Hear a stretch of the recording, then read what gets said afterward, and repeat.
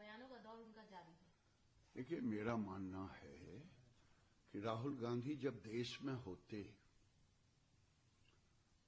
तो भी देश विरोधी ताकतों के साथ, चाहे वो उमर खालिद हो, अमेरिका में जाएं तो इल्हास उमर हो, और जितने उनके प्रेस कॉन्फ्रेंस में रहते हैं वो भारत विरोधी टूल किट का ही वो प्रयोग करते हैं और वही लोग रहते हैं।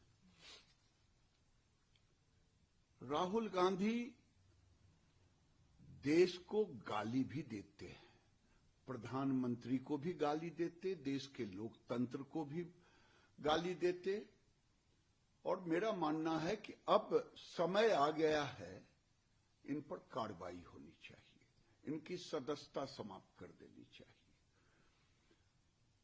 आखिर क्यों ना समाप्त कर देनी चाहिए? 1976 में श्रीमती गांधी के खिलाफ एक सांसद ने विदेश में बोला था और मंत्री ने प्रस्ताव लाया सदन में कि इंदिरा जी देश में होती हैं तो कांग्रेस की नेता होती हैं, विदेश जाती हैं तो देश की नेता होती हैं। क्या संविधान?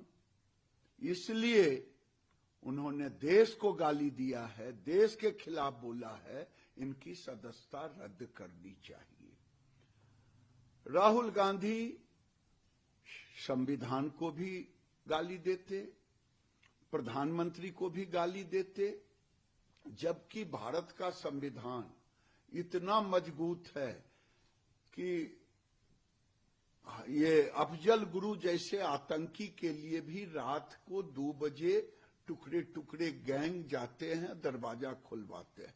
इससे मजबूत लोकतंत्र दुनिया में नहीं हो सकता। फिर भी राहुल गांधी का भारत को गाली देते, संविधान को गाली देते। इसलिए मैं कह रहा हूं, अब समय आ गया है, इन पर कार्रवाई होनी चाहिए और इनकी सदस्यता को समाप्त कर देनी चाहिए। जहां तक सवाल है चाइना का, पंडित नेहरू ने जो भारत के साथ किया है वो घाव अभी तक भरा नहीं है, चाहे पीओके के मामला हो। और चाइना में तो 34,000 वर्ग किलोमीटर जमीन उन्होंने चाइना के हवाले कर दिया। जब लोहिया ने सदन में पूछा था तो उन्होंने कहा था कि ये कंकड़ पत्थर है, जबकि हम भारत माता पूजते हैं। तो उन्होंने मजाक में कहा था तब तो आपके सर में बाल नहीं हैं, तो वो बेकार हो गया।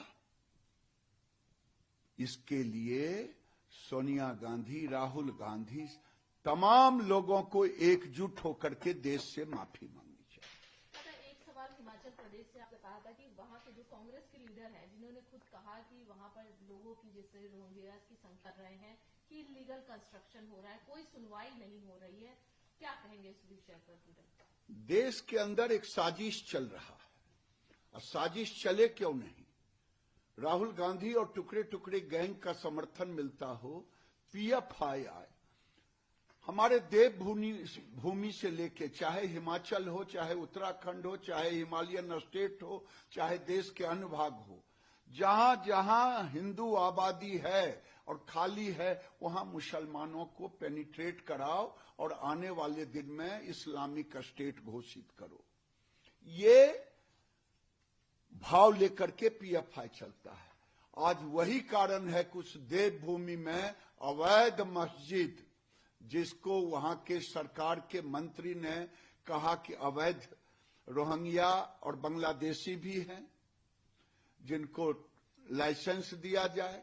दूसरा ये भी गच्छे कि अवैध है मस्जिद सरकारी जमीन पर, तब तो इसको अवैध है तो अवैध को ढा देनी चाहिए। और दूसरी बात मैं ये भी कहता हूं, केवल देवभूमि में ही नहीं, मैं वहां के हिंदुओं को धन्यवाद देता हूं, उन्होंने विरोध प्रकट किया। कांग्रेस की सरकार इस पे चुप है। राहुल गांधी की जुबान विदेश से गाली देने के लिए होता है, लेकिन इस पे चुप है। अब अवैध मस्जिदों को चिन्हित किया जाए। बांग्लादेश बॉर्डर पर ये नेपाल बॉर्डर पर और देश के भीतर भी जहां जहां अवैध मस्जिदें हैं उसको चिन्हित करके उसको ढाह देने की जरूरत है। आज उत्तर प्रदेश में मुझे बताया गया कि 500 से अधिक अवैध मदरसे ने सरेंडर किया है और ये मदरसे अवैध और अवैध मस्जिद ये भारत में आतंकवादी पैदा